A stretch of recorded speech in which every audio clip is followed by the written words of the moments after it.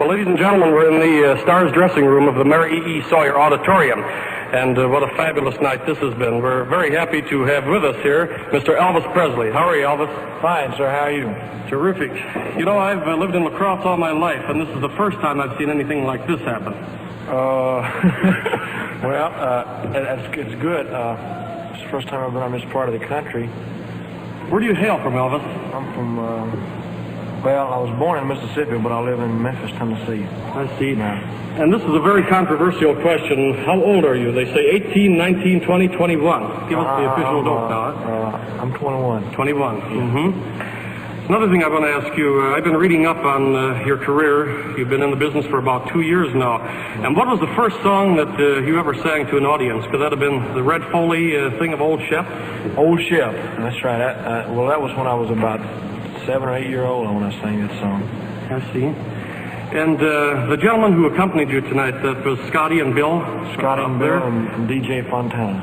On the drums, huh? Yes. And they've been with you ever since you've started your fabulous Scotty and Bill have. The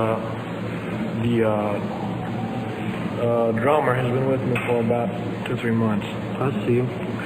The first record you ever cut for the Sun label was this Blue Moon of Kentucky, wasn't it? Yes, that's right. Mm-hmm. And I understand it had real great response down there when it was first played by the DJs. Well, it did okay, but it kind of surprised me. I thought they would laugh me out of town. I noticed there was a very heavy echo effect in that, more than some of the others. Yes, it was a lot of echo on it. Mm-hmm. The people around town here thought that the first recording you ever made was I Forgot to Remember to Forget, because that was the first one. Oh, that was the fifth one. I see. I forgot to remember. But the first one released on the Victor label. Yes, mm-hmm. That's right. Well, you certainly are without a doubt the number one selling artist in the nation now. You have the number one record and the top selling album. Now, what do you do in your spare time? If you have any. I haven't got any really, but when I do get some time off, I always go home and see my folks, and or I ride a motorcycle and do different things. You have a favorite sport too, haven't you? Water skiing? Yeah, I do a little water skiing. I like football, I like boxing. Mm-hmm.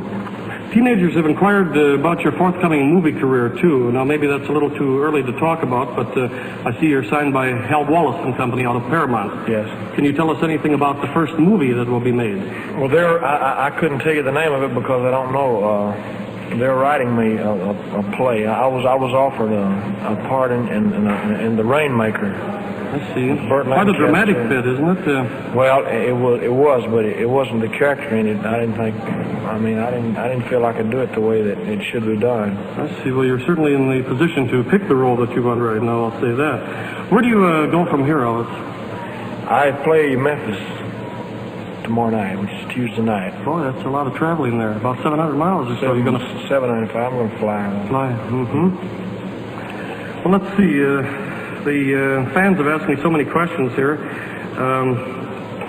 Do you have any particular experience that sticks in your mind, something that has happened during your 2-year career? Anything that you'd like to tell us about? Well, there's so many things that have happened that I can't think of any particular. How about the Las Vegas incident? You were down there just about 2 weeks ago. Yes. A completely different type of audience, I understand. Well, it was strictly an adult audience and mostly elderly people. Mm-hmm. Did it take a little while to warm them up to your style of singing? Or? It took, the first night especially, I was absolutely scared still. Mm-hmm. And, but from reading some of the reviews, I understand they responded quite well, though. Well, afterwards, I got a little more relaxed, and I worked a little harder, and I finally got them on my side a little bit. Mm-hmm. You sang this Only You tonight. Do you have any plans of recording that for our No, I've been doing it ever since it's been out. I see. Your new release, I understand, has sold over 300,000 copies for RCA, and they had that many orders before it was released. So this would be another second million for you. The last account I had, it had reached a 500,000. It's really fabulous. I don't know how many it will sell. Another thing that the teenagers are interested in is future television appearances. I understand you're going to be on the Milton Berle Show? Yes, the Milton Berle Show, the 5th of June. After that, I don't know where I'm going. Well, we certainly don't want to keep you, Elvis, because I know you have a lot of things to do, and the next show will be coming up very, very shortly. I want to thank you very much for talking with us this evening. Well, thank you very much, and thanks a lot for playing my records. You betcha. And I'll keep trying to give you something to play. The ones that you've had out so far have been terrific. They've all been great sellers down at Lighthouse. Well, thank you very much. You know, this album of Blue Suede Shoes, we sold that like a single. We sold more of that than we averagely sell a single, and that's what amazed us down there. You're about the first guy to have ever done that for RCA, I'm sure of that.